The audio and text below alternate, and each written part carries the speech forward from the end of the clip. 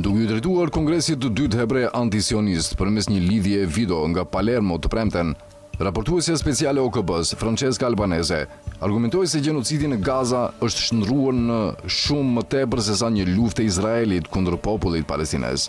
Përkundrazi, ajo tha se ai është bërë shprehje më e qartë e një sistemi global politik dhe ideologjik që ka normalizuar shpronësimin e palestinezëve, ndërsa ka ekspozuar dështimet e ligjit ndërkombëtar, institucioneve demokratike dhe vetë rendit ndërkombëtar të pasluftës. Duke përshkruar Palestinën si njëkohësisht zbuluese dhe pasqyrë, Albanese u bëri thirrje pjesëmarrësve që ta shohin momentin aktual, jo vetëm përmes veprimeve të Izraelit, por edhe përmes reagimeve ose heshtjes së qeverive, institucioneve dhe shoqërive në mbar botën.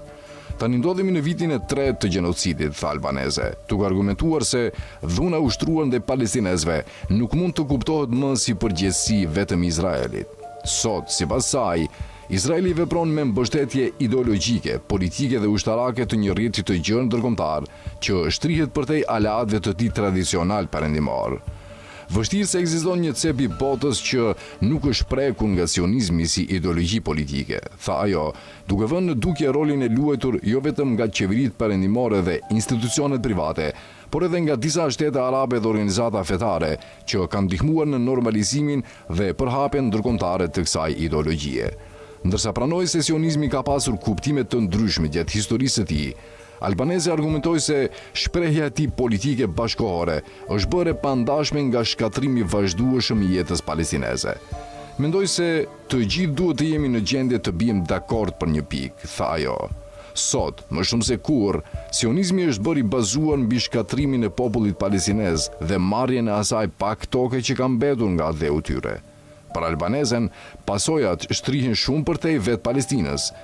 Sionizmi sot nuk ka të bëjë më vetëm me shkatrimin e palestinezëve, tha ajo. Ai është bërë një ideologji që po kontribon në shkatrimin e shoqërive të tëra në Azinë Perëndimore. Gjatë gjithë fjalimit të saj, Albanese u rikthyej vazhdimisht idees se Palestina ka ndryshuar rëndësisht mënyrën se si bota e kupton veten. Palestina është bërë një zbuluese, tha ajo, para se të rëndiste atë që lufta palestineze ka ekspozuar. Nakbën, natyrën koloniale të projektit sionist, apartheidin dhe gjenocidin i cili vazhdon ende.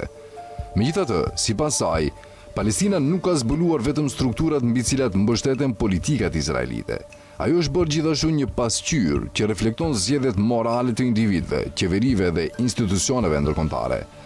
Kam thënë shpesh se Palestina është bërë gjithashtu një pasqyrë, shpjegoi Albanese, një pasqyrë që reflekton atë që jemi, si individ, si shoqëri dhe si shtete.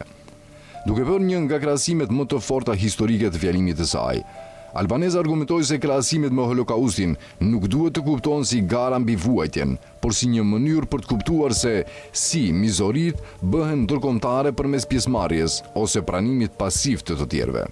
Ekziston një krahasim me Holokaustin që besoj se mund dhe duhet të bëhet, tha ajo. Ky gjenocid, ashtu si Holokausti, ka një dimension ndërkombëtar. Ai mbahet gjallë jo vetëm nga ata që po e kryejnë drejt për drejt, por edhe nga ata që e bëjnë të mundur. Për Albanesen, tragjedia Gazës nuk qëndron vetëm te vetë krimet, por edhe te fakti se ato po ndodhin brenda një sistemi ndërkombëtar juridik të krijuar pikërisht për të parandaluar mizori të tilla.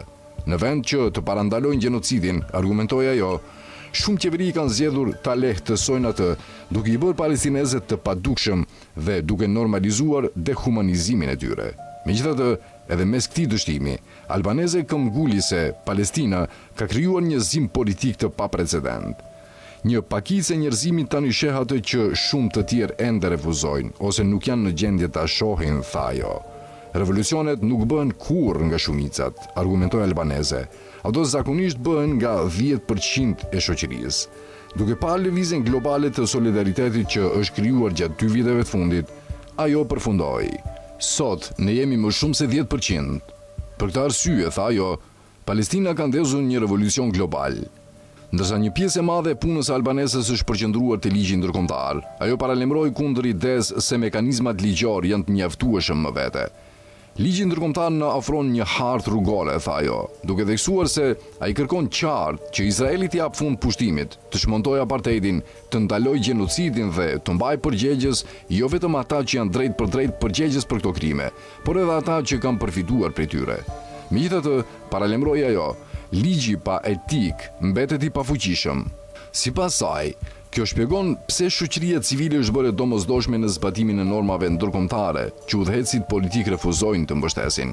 Për albanezen, lëvizja për bojkot, investim dhe sanksione, BDS, përfaqëson një nga shembujt më të qartë të këtij parimi në praktik. Në vend që ta shohë BDS-n thjesht si një fushat proteste, ajo e përshkroi atë si një metodë praktike për zbatimin e ligjit ndërkombëtar përmes veprimit kolektiv dhe një shprehje të integritetit. Shkeljet duhet të marrin fund, tha ajo. Duhet ta rimarrim politikën, vazhdoi albaneze. Duhet ta rikthejmë demokracinë në qëllimin e saj të vërtetë.